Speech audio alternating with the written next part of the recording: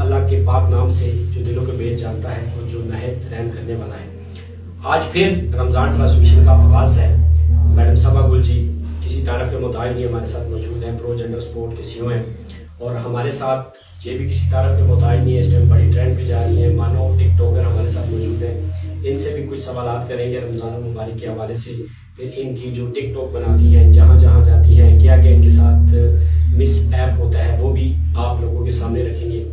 شروع کرتے ہیں میڈم صبا گل جی سے کہ آج جو ٹاپک ہے روزہ کیا ہے، اس کو کس طریقے سے لوگ رکھتے ہیں، کس طریقے سے افطار کرتے ہیں، کس طریقے سے سحر کرتے ہیں، کیا آپ اس بارے میں کیا کہیں گے؟ جی میڈم صبا گل جی۔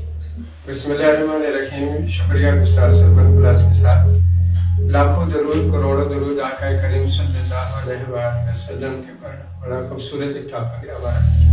روزہ کیا ہے، روزے کے ادب و احترام کیا ہے، روزے کی نوعیت کیا ہے، روزے کی شان کیا ہے۔ اگر کوئی سیکھنا چاہتا ہے تو آقا کریم صلی اللہ علیہ وآلہ وسلم دور میں جو رمضان تھا، کتنا شدید کتنا سخت رمضان تھا، یعنی کہ اٹکارے رمضان میں روزے بھی ہوئے، اور اس آقا کریم صلی اللہ علیہ وآلہ وسلم کی امت کے لیے بے حد لا تعداد آسانیاں آقا کریم صلی اللہ علیہ وسلم کی توسع ہوئی۔ تو آج ہم 30 روزے رکھتے ہیں، سال کے روزے تھے، 6 ماہ کے روزے تھے، تو وہ بھی ایک روزہ تھا۔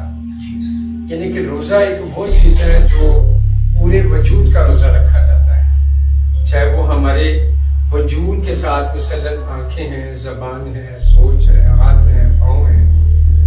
روزہ تب جا کر مکمل ہوتا ہے جب آپ کی آنکھوں میں شرم و حیا مکمل طریقے سے موجود ہے۔ روزہ تب آپ کا مکمل ہوتا ہے جب آپ اپنی زبان میں سے کسی کو کسی قسم کی اطلاع نہ کریں، تکلیف نہ دیں۔ روزہ تب مکمل ہوتا ہے آپ حلال رزق کی طرف اپنی توجہ کو متوجہ کرنے کے لیے زگم ہوتے ہیں۔ روزہ ایک وہ فضیلت ہے، آقا کریم صلی اللہ علیہ وآلہ وسلم نے خود ارشاد فرمایا تھا، جہاں غیر مذہب جو تھے یعنی کہ ان کے دور میں وہ بھی روزے کا احترام کرتے تھے، چاہے وہ روزہ نہیں بھی رکھتے تھے، مگر بیچ بازار میں چوک چرائیوں میں انہوں نے اپنا کھانا پینا ہمیشہ کے لیے بند کر دیا تھا۔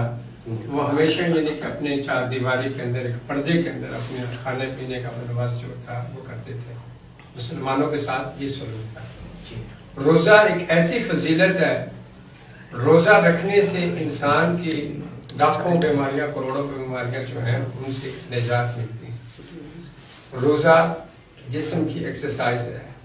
روزہ